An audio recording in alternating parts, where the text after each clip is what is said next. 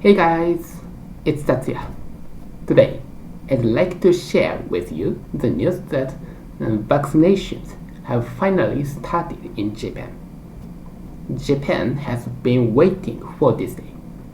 At last, the vaccination for the new coronavirus has started. Here is a quote from the news article and my thoughts on the matter. Japan begins COVID-19 vaccinations amid supply worry.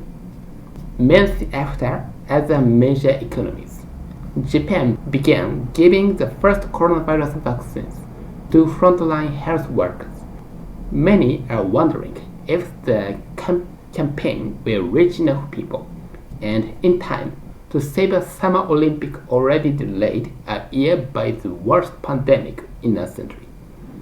Despite recent rising infections, Japan has largely dodged the kind of catalyst that has battered other wealthy countries' economies, social networks, and healthcare systems.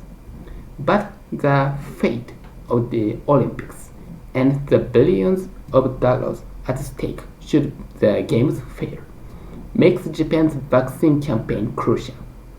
Japanese officials are also well aware that China, which has had success eradicating the virus, will host next year's Winter Olympics, something that heightens the desire to make the Tokyo Games happen. A big problem is the vaccines rollout.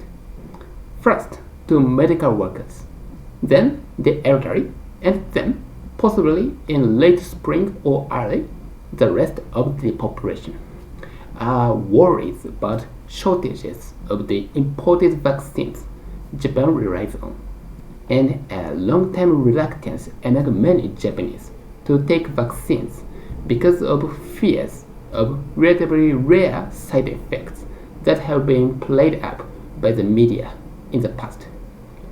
The late rollout will make it impossible to reach so-called herd immunity against the virus before the Olympics begin in July, experts say. Japan lags behind many other countries. The government only gave its first vaccine approvals Sunday for the shots developed and supplied by Pfizer Incorporated. Britain started inoculation on December 8, while the United States began its campaign on December 14th, with about 15 million people vaccinated by mid-February. Vaccines were rolled out in Germany, France, Italy, and many European countries in late December. Japan fell behind their pace because it asked Pfizer to conduct clinical trials with Japanese people, in addition to trials already conducted in 6 other nations. Japanese officials said this was necessary to address worries in a country with low vaccine confidence. As I have been saying in my videos, many people in Japan have vague concerns about vaccines. The Japanese media is partly to blame for this. The most obvious example is the media coverage of the cervical cancer vaccine. This vaccine was made a routine vaccination in 2013, but the possibility of side effects was widely reported in the media, and the vaccine got withdrawn from active recommendation. At the time, shocking image of girls in wheelchairs complaining of being unable to walk due to the side effects of the cervical cancer vaccine were reported daily by the mass media. However, the Ministry of Health, Labor and Welfare later conducted an investigation and found no scientific evidence that the cervical cancer vaccine was the cause of the various symptoms reported in the media and denied any connection to the cervical cancer vaccine. Despite the scientific denial of a link, the impact of the reports was too strong. For this reason, there are still many women who are hesitant to be vaccinated and, as a result, developed cervical cancer. While the number of cases of this type of cancer is decreasing globally, especially in developed countries, the number of people suffering from cervical cancer and dying from it is increasing in my country.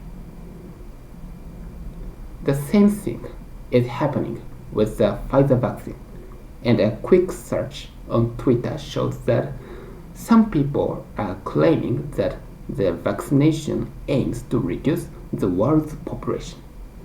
Just as some groups in the US believe in QAnon, there is a vaccine conspiracy theory in Japan. Unless this cult is eliminated, the Japanese people will not get herd immunity, and of course, the Olympics will not be held in Tokyo. Nevertheless, there are certainly some aspects of this vaccine that should not be dismissed as conspiracy theories.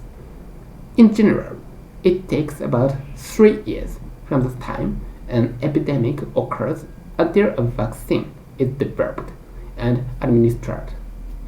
Pfizer's vaccine omits some of that process. Nevertheless, it would be extreme to reject the vaccine on this basis alone. The important thing is to decide based on factual data, and there is no such thing as pro-vaccine or against vaccine. The most important thing is to eradicate this pandemic as soon as possible. I hope from the bottom of my heart that we can overcome this epidemic as quickly as possible. That's all for this video today. Thank you for watching. Subscribe to my channel. Bye.